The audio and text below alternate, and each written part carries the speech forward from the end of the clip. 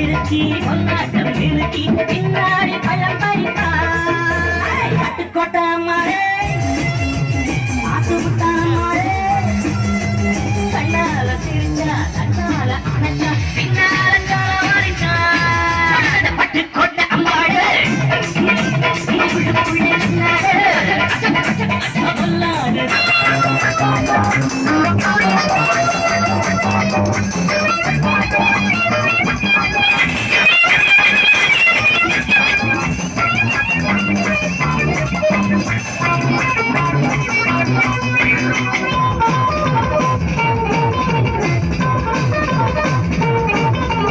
கேடிப்பய நாடகம் போட்டான்